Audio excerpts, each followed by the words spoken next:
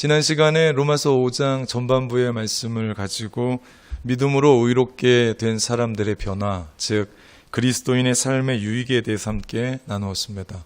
먼저는 우리가 하나님과 화평을 누리는 삶을 살고, 두 번째는 하나님의 은혜를 누리며 살고, 그리고 세 번째는 하나님의 영광을 드러내는 삶을 살며, 그리고 마지막으로는 고난 중에도 즐거워하는 삶을 산다라고 나누었습니다. 우리가 어떻게 이런 삶을 살 수 있는가? 그 이유는 한 가지였습니다. 그것은 하나님의 사랑 때문입니다. 우리의 안에 그 하나님의 사랑이 차고 넘침으로 말미암아 우리가 그런 삶을 살아가는 겁니다. 그 하나님의 사랑을 우리는 지난 시간에 같이 나누었습니다. 우리가 연약할 때에, 우리가 죄인 되었을 때에, 우리가 하나님과 원수 되었을 그때, 바로 그때 그분께서 십자가에서 죽으심으로 우리에게 대한 사랑을 확증하셨습니다. 그래서 우리가 그렇게 사는 겁니다. 그리고 오늘 이어지는 말씀이 오늘 본문의 이야기입니다. 저희 집의 아이들은 뉴질랜드에서 태어나서 뉴질랜드에서 자랐기 때문에 이 나라가 자기 나라인 줄 압니다. 한국은 아빠 나라예요. 네. 작년 말인가요? 럭비 월드컵이 영국 잉글랜드에서 있었습니다. 영국과 뉴질랜드의 차이가 있다 보니까, 시간차가 있다 보니까 많은 경기가 새벽에 이루어졌어요. 제가 준결승전으로 기억되는데요. 뉴질랜드 대 남아프리카 공화국의 준결승전이 있었는데 주일 새벽이었습니다. 토요일날 저녁에 저한테 두 녀석이 아빠 새벽에 일어나서 럭비 월드컵 준결승전을 봐도 되냐고 묻는 겁니다. 속으로 제가 생각하기에 새벽에 이놈들이 어떻게 일어나겠어. 그래서 제가 쿨하게 그러라고, 좋은 생각이라고, 응원하면 이길 거라고, 그렇게 하라고 얘기를 했습니다. 그랬더니 이 두 녀석이 정말 그 아침에 새벽에 일어나서 열띤 응원을 했어요. 그리고 뉴질랜드가 이겼습니다. 아침에 일어나서 밥을 먹으러 나갔더니 두 녀석이 달려오면서 아빠 우리가 이겼어요 라고 얘기하는 겁니다. 지네가 뛰었냐고요.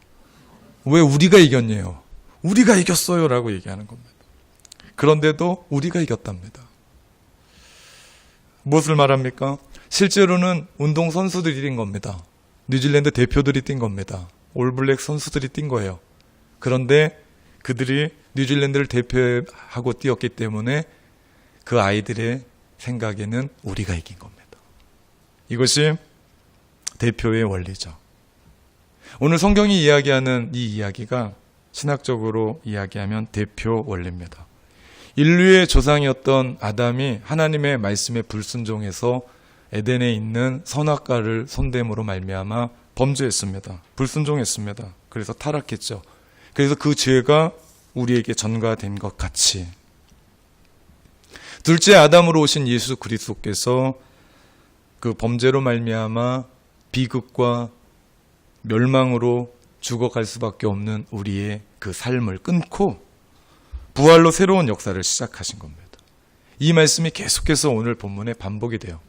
15절 말씀에 보면 그러나 이 은사는 그 범죄와 같지 아니하니 곧 한 사람의 범죄로 인하여 많은 사람이 죽었은즉 더욱 하나님의 은혜와 또한 한 사람 예수 그리스도의 은혜로 말미암은 선물은 많은 사람에게 넘쳤느니라. 18절 그런즉 한 범죄로 많은 사람이 정죄에 이른 것 같이 한 의로운 행위로 말미암아 많은 사람이 의롭다 하심을 받아 생명에 이르렀느니라. 19절 한 사람이 순종하지 아니함으로 많은 사람이 죄인이 된 것 같이 한 사람이 순종함으로 많은 사람이 의인이 되리라 말씀합니다. 이 모든 말씀을 종합해보면 이런 말입니다. 한 사람이 범죄함으로 말미암아 온 인류가 죽음에 이르게 됐고 한 사람이 순종함으로 말미암아 온 인류가 살아났습니다. 생명을 얻게 되었습니다. 라고 얘기합니다.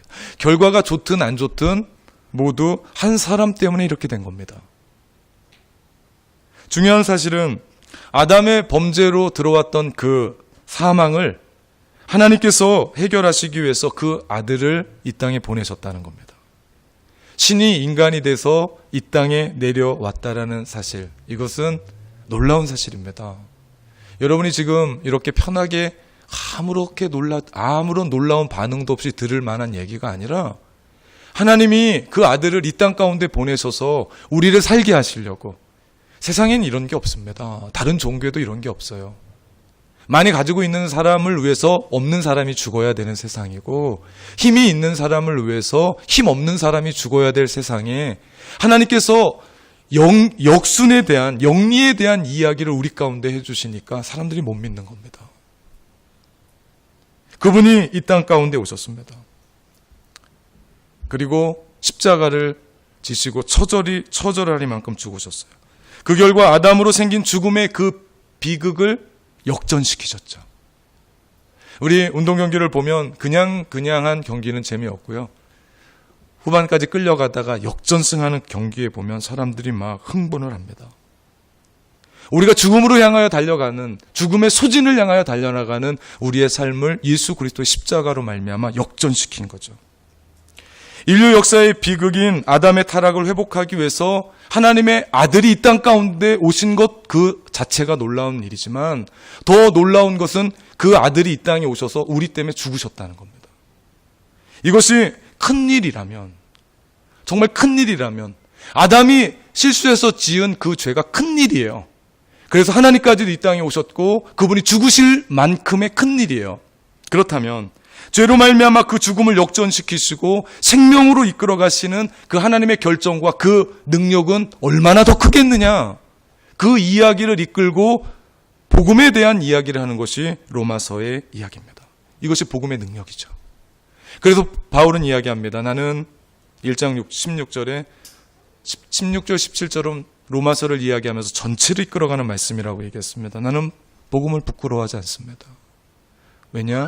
모든 믿는 자들에게 구원을 주시는 하나님의 능력이기 때문에.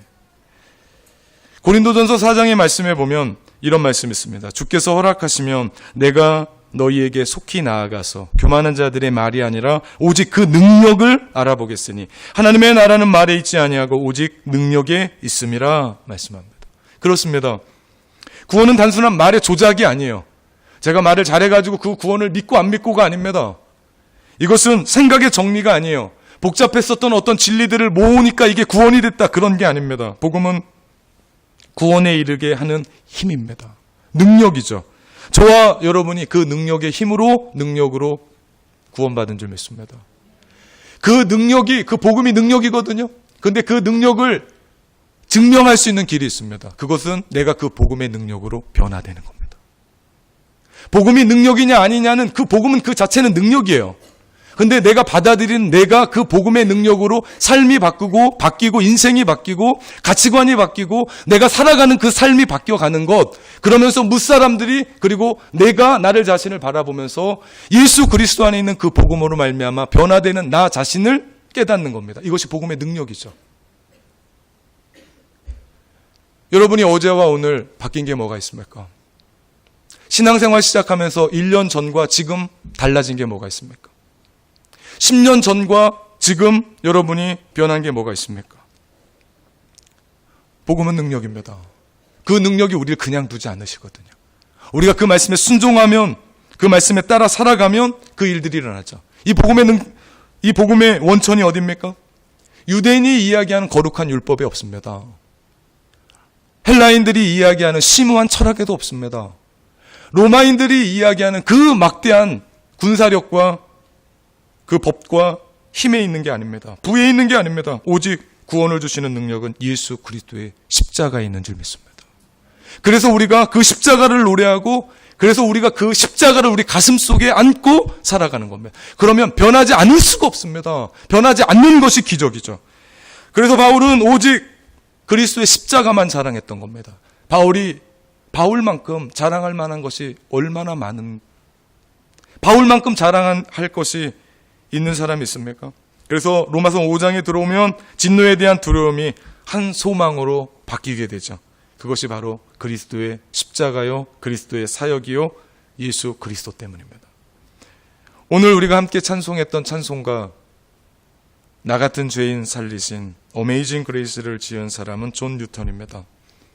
나 같은 죄인 살리신 주 은혜 놀라워 잃었던 생명 찾았고 광명을 얻었네. 큰 죄악에서 건지신 주 은혜 고마워. 나 처음 믿는 그 시간 귀하고 귀하다. 제가 오늘 노래를 해야 되거든요. 근데 한 6개월 전부터 목이 상하는 바람에 노래를 못합니다. 제가 노래한 겁니다. 뉴턴은 아프리카의 흑인들을 잡아다가 노예로 팔던 노예상입니다. 그가 어떤 상황에 접하고 나서 예수님을 만나고 하나님의 법 앞에 서니까 자신이 정말 소망 없는 사람이라는 걸 깨달았어요. 철저히 깨달은 겁니다. 그럼에도 예수 그리스도께서 자기를 위해 십자가에서 죽으심으로 새 생명을 얻은 겁니다. 그 은혜에 감격해서 눈물로 쓴 시가 바로 어메이징 그레이스죠. 내가 누군지를 발견한 겁니다. 그 죄가 뼈저리게 느껴진 겁니다. 깨달은 겁니다. 이것이 어찌 뉴턴 한 사람의 고백이겠습니까? 우리는 물론 사람을 잡아다가 죽이고 파는 사람들은 아닙니다. 그럼에도 불구하고 그와 우리는 다를 게 없는, 그와 동일한 고백이 우리의 고백 아닙니까? 오늘 본문 마지막에 바울은 이런 얘기합니다. 이는 죄가 사망 안에서 왕노릇한 것 같이 은혜도 또한 의로 말미암아 왕노릇하여 우리 주 예수 그리스도로 말미암아 영생에 이르게 하려 함이다. 주님께서 주시는 은혜가 우리로 하여금 그저 이 땅에 잘 먹고 잘 살라고 주신 생명이 아니라 영생에 이르도록, 영원한 생명에 이르도록 우리에게 주신 거라는 겁니다. 목회하면서 임종을 앞둔 사람들을 가끔 봅니다. 그분들 마음 가운데 저의 손을 붙잡고 단 하루라도 더 살고 싶습니다 라고 하는 그 사람들의 이야기는 머릿속에 떠나가지 않습니다. 내가 봐야 될 사람이 있습니다. 그 사람을 봐야 됩니다.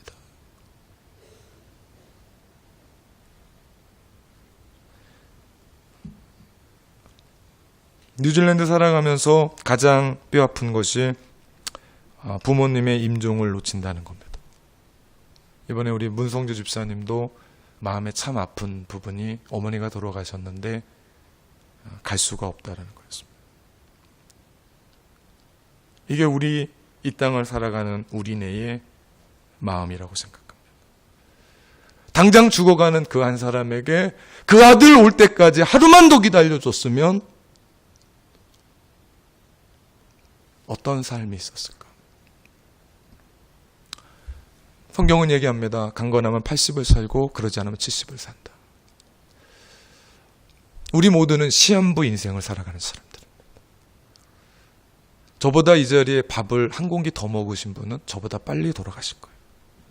그죠? 네. 분명히 그렇을 겁니다.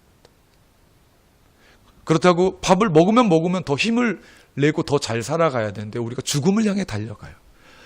그렇다고 밥을 굶으면 또 힘이 없어 죽어요. 이 인생이 그래요.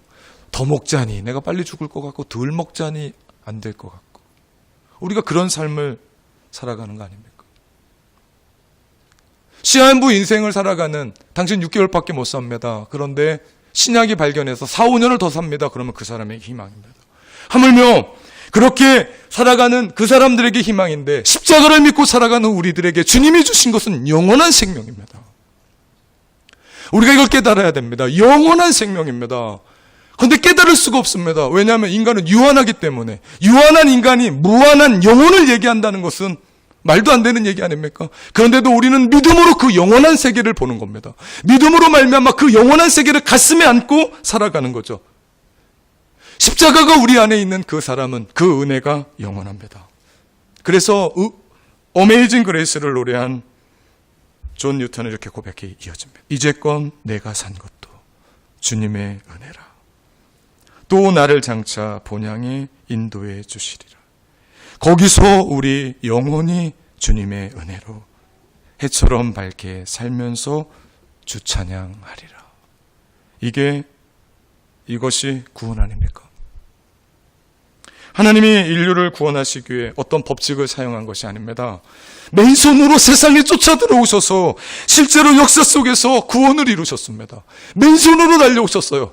하늘에 있는 어떤 무기, 어떤 능력 가지고 오신 것이 아니라 맨손으로 들어오셔서 피와 눈물, 땀, 찢어지시는 가슴을 안고 우리 가운데 다가오신 겁니다. 그런데 우리는 자주 이걸 놓치고 삽니다. 하나님 얼마나 신실하십니까? 하나님 얼마나 깊이 완벽하게 우리를 위해서 구원을 이루셨습니까? 그래서 바울은 얘기합니다. 고린도후서 5장 13절. 우리가 미쳤어도 하나님을 위한 것이요 정신이 온전하여도 너희를 위한 것이니 그리스도의 사랑이 우리를 간구원하시는도다. 우리가 생각하건대 한 사람이 모든 사람을 대신하여 죽었은즉 모든 사람이 죽은 것이라. 그가 모든 사람을 대신하여 죽으심은 살아있는 자들로 하여금 다시는 그들 자신을 위하여 살지 않고 오직 그들을 대신하여 죽었다가 다시 살아나신 이를 위하여 살게 하려 함이라. 이것이 신앙생활입니다. 오늘 이 말씀에 추상적이고 모호한 게 있습니까? 알아듣지 못하는 얘기가 있습니까? 없습니다. 정확합니다. 말로도 설득하지 않습니다. 어떤 규칙을 제공하지도 않습니다. 어떤 명분으로 우리를 강요하지 않아요.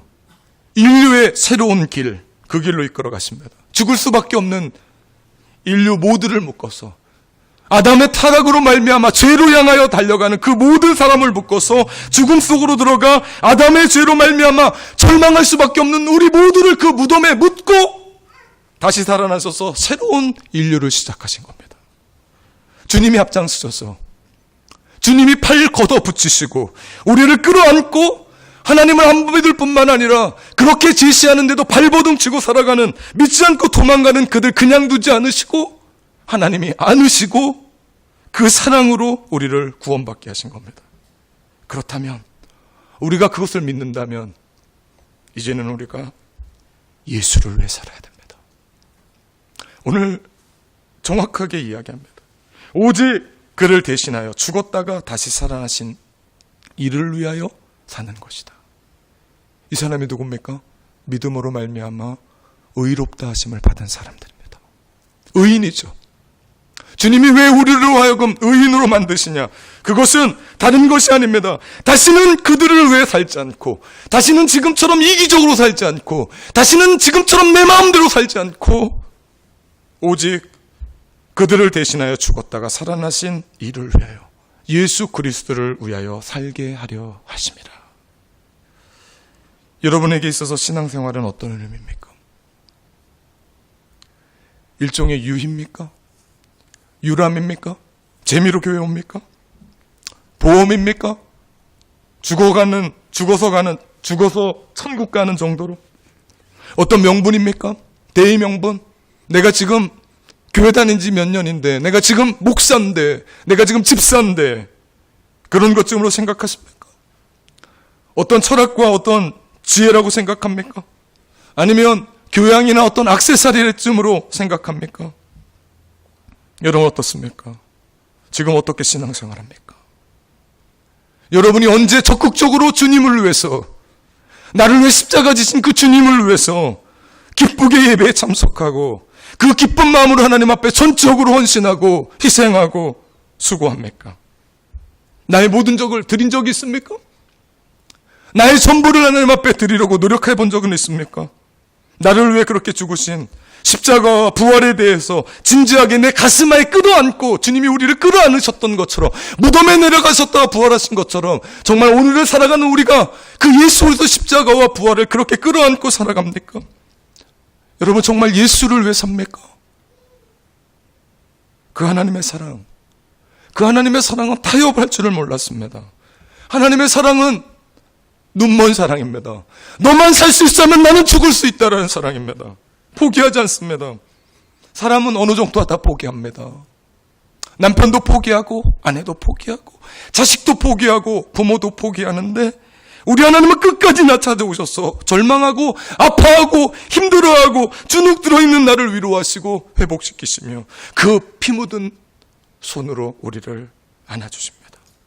그 사랑에 감격해서 그 사랑 때문에 우리가 여기까지 온 겁니다. 이 자리에 있는 겁니다. 다른 거 아닙니다. 그것 때문에 우리가 그 사랑을 알아야 됩니다. 그 사랑이 얼마나 큰지, 그 사랑이 얼마나 위대한지, 그 사랑이 얼마나 놀라운지. 그래서 바울은 얘기합니다. 고린도후서 5장 16절 17절. 그러므로 우리가 이제부터는 어떤 사람도 육신을 따라 알지 아니하노라.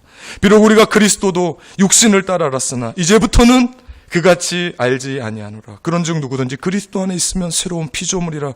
이전 것은 지나갔으니 보라 새 것이 되었도다. 아멘. 우리 모두는 죄인으로 태어났습니다. 아담의 그릇된 결정으로 인해 죄 아래에 놓여서 죽을 지경이 되었습니다. 이것이 사실입니다.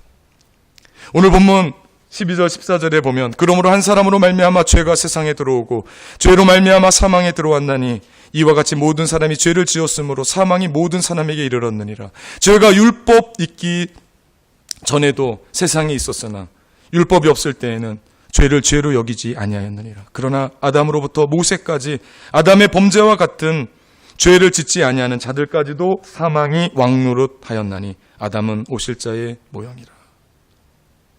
우리가 죽는 것은 율법을 범해서 그 벌로 인해 죽는 게 아닙니다. 우리는 아담의 후손이기 때문에 죽는 겁니다.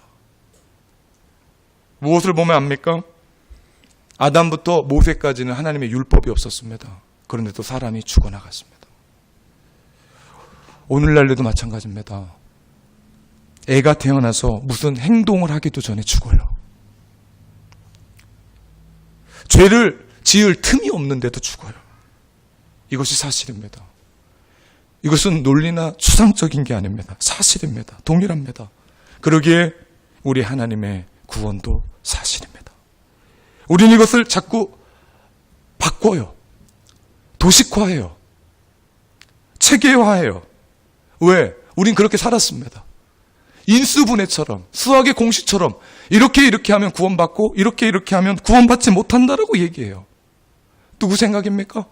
내 생각입니다. 우리 하나님은 인격자십니다. 주님은 그렇게 말씀하지 않으세요. 누구든지 그리스도 안에 있으면 뭐라고요? 새로운 피조물이라고요. 이전 것은 지나갔으니 보라 새 것이 되었대요. 우리가 이것을 알아야 됩니다. 하나님의 구원은 인격 대 인격입니다. 만약에 이것이 이렇게 되지 않으면 우리는 그 구원이 자꾸 불안해질 수밖에 없어요. 자꾸 내 자신을 학대해요. 자학하죠. 끊임없이 회개해도 불안하죠. 그러다가 결국 지칩니다. 그러고 포기하죠. 이것은 율법으로 하는 종교 생활입니다. 사람이 세상 살면서 내 편이 있다는 것이 얼마나 든든한지 모릅니다. 우리는 모름지기 편을 들을 줄 알아야 돼요. 내가 이번 일주일 되게 어려웠어. 힘들었어. 눈물 났어. 라고 얘기할 때 우리는 공감할 줄 알아야 됩니다. 많이 힘들었겠구나. 어려웠겠구나. 나라도 눈물 흘렸겠다라고 공감해 줘야 됩니다. 근데 우리 어디 그렇습니까? 네, 너 그럴 줄 알았다. 그건 말이야. 그건 그렇게 하는 게 아니라 이렇게 살아야 된다고 우리는 설교하죠. 훈수두죠. 여러분, 예수님을 믿는다는 것이 뭘까요? 하나님이 누구십니까? 그분은 창조십니다. 창조주십니다. 창조를 부패시킨 인간을 구원하시기 위해서 이 땅에 아들을 보내셔서 인류가 저지른 끔찍한 그 죄의 결과를 십자가에서 다 뒤집어 쓰시고, 죄가 없으신 분인데 명찬에는 죄인이라는 것을 쓰시고 억울하게 누명 쓰고 뒤집으면서 그거 다 안고 가시다가 그거 안으면 피투성이가 되는 것 다 감수하시고 이 땅에 오셔서 그 죽음을 역전시킨 하나님. 사랑은 오래 참습니다. 사랑은 무례하지 않습니다. 사랑은 이기심이 없어요. 끝까지.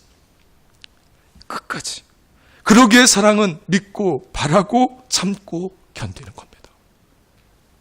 하나님이 그렇게 하셨습니다. 그 결과 우리의 연약함, 우리의 눈물, 우리의 미련, 우리의 반항, 우리의 고집스러움까지 다 담으셨어요. 그래서 십자가를 갈보리산에, 갈보리 언덕에 미리 세우시고 우리 인간에게 자유의지를 두시며 우리 끝까지 기다리세요. 하나님이 없으셔서 내가 그렇게 살았는데도 벌리시지 않는 것이 아니라 하나님이 끝까지 우리를 기다리시고 돌아오기를 기다리시고 그의 것들 내려놓기를 기다리시고, 이것이 하나님의 깊고 넓은 오묘한 사랑입니다. 우리는 못합니다. 저는 못합니다. 3번은 할 수 있을 것 같아요. 그 이상은 못합니다. 그런데 하나님은 우리가 이 자리까지 오기까지 끝까지 기다립니다. 이것이 기독교의 신앙이죠. 이것이 우리가 갖는 무한한 복입니다. 누구든지 그리스도 안에 있으면 새로운 피조물이라. 이제 보십시오. 새 것이 되었습니다. 그런데 안 봐요. 주님이 보라고 하는데도 안 봐요. 예전에 내가 가지고 있는 그 사람의 인격을 보고 그 사람이라고 취급해요. 예전에 내가 누구한테 들었었던 그 사람의 이야기를 가지고 이 사람은 이럴 거라고 내가 상상합니다. 더 이상 새로운 사람이라고 얘기하지 않아요. 그런데 우리 주님 얘기합니다. 누구든지 그리스도 안에 있으면 새로운 피조물이라.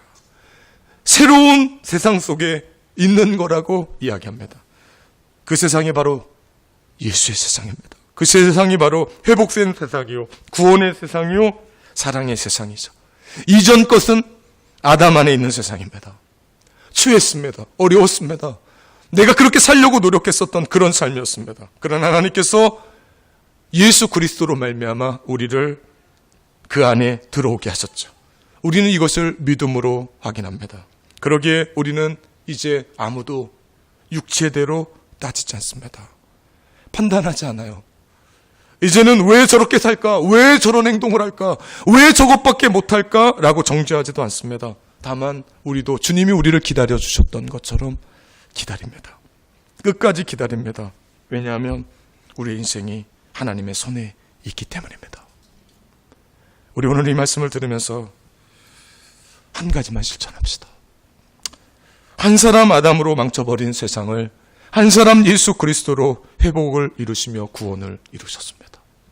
그렇다면 우리도 예수님 닮은 한 사람, 살리는 그 한 사람이 되는 겁니다.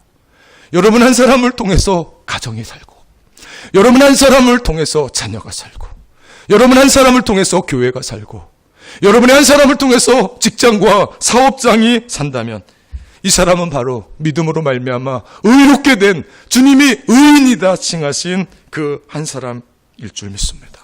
사랑하는 성도 여러분, 기억하십시오. 여러분은 예수 그리스도 닮은 그 한 사람입니다.